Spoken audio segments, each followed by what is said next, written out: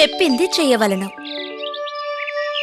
ఒకరోజు ఒక పక్షి గుంపు యొక్క రాజు ఆహారం వెతకడం కోసం తన గుంపుతో పాటు చాలా దూరంగా ఉన్న గ్రామానికి వెళ్ళాడు. అందుచేత అన్ని పక్షులు ఆహారాన్ని వెతుక్కుంటూ వెళ్ళాయి. కాని అందులో ఒక పక్షి మాత్రం ఆ గుంపు నుండి విడిపోయి విత్తనాలు ధాన్యం తీసుకెళ్లే బళ్ళు వెళ్లే మార్గాన్ని చూసింది. ఎన్ని విత్తనాలు ఇక్కడ పడి ఉన్నాయి! నాకు మంచి విందు దొరికింది. నేను రాజుకి ఈ విషయం చెప్పను, కానీ మిగతా పక్షులు వీటిని చూస్తే నాకు తెలుసు వీటిని ఎలా కాపాడుకోవాలో. ఏంటి ఇంత ఆలస్యం? ఆహారం కనిపించిందా? ఆహారం ఏమీ దొరకలేదు రాజా.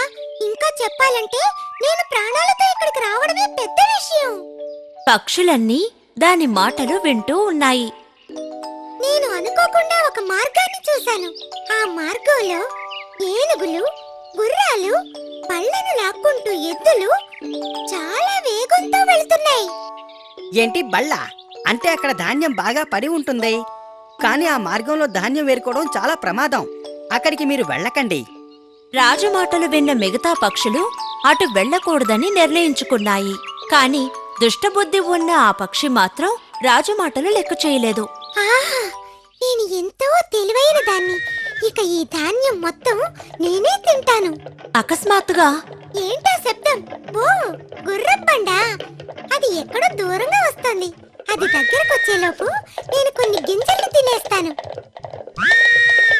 కాని ఆ పక్షికి తెలీదు అది అతివేగంగా వెళ్లే గుర్రబండని. అకస్మాత్తుగా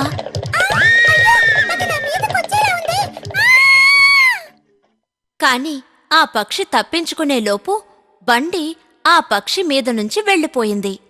ఆ సాయంకాలం పక్షులన్నీ ఒకచోట గుంపుగా చేరినప్పుడు ఆ పక్షి మాత్రం కనిపించలేదని తెలిసింది. ఆ పక్షి ఎక్కడ ఉన్నదో వెళ్ళి వెతకండి. కొంతసేపటి తర్వాత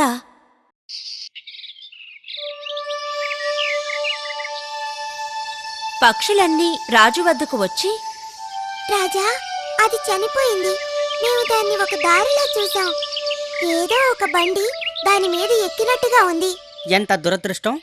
మనల్ని అక్కడికి వెళ్ళొద్దని చెప్పి అది మాత్రం అక్కడికి వెళ్ళింది. దాని ఆశను అది అణచుకోలేకపోయింది. ఇది మీ అందరికీ ఒక గుణపాఠం. అత్యాశ మహానష్టం.